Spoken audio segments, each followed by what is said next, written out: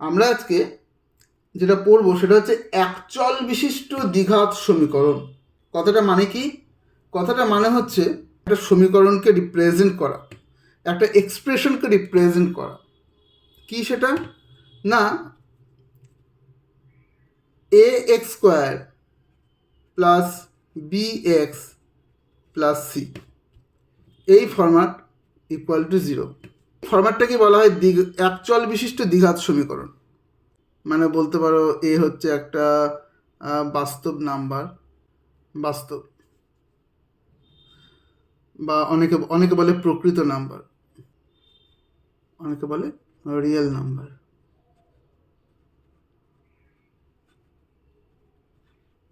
অনেকে বলে real number.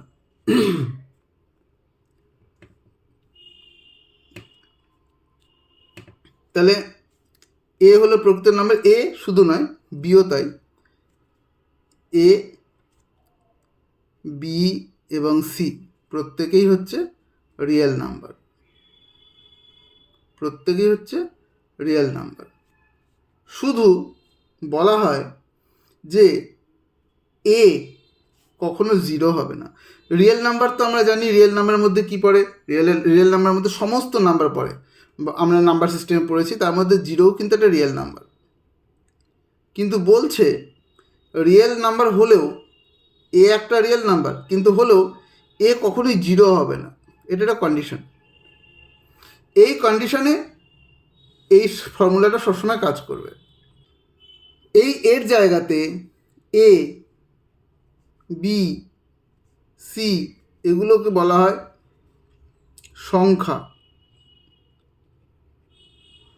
সংখ্যার রিপ্রেজেন্টেটর, সংখ্যার রিপ্রেজেন্টেটর। মানে এ, বি, সি এগুলোর জায়গাতে কি বসবে? 2, 3, 4, 5 এইগুলো বসবে।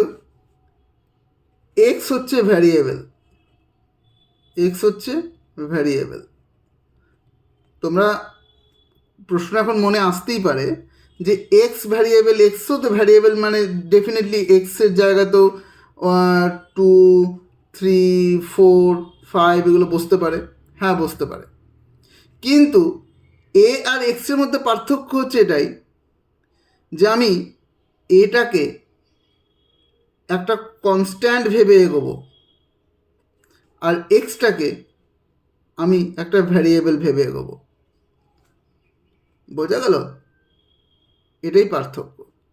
সি, বি, এ এগুলো কনস্ট্যান্ট ভ্যালু, এগুলো কনস্ট্যান্ট ভ্যালু,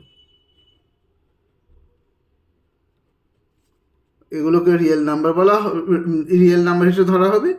অবশ্যই রিয়েল নাম্বার, প্রত্যেকই রিয়েল নাম্বার। আর এ কখনোই 0 হবে না। A always not equal to, a always not equal to 0। এই হলো আমাদের একচল বিশিষ্ট দ্বিঘাত সমীকরণ।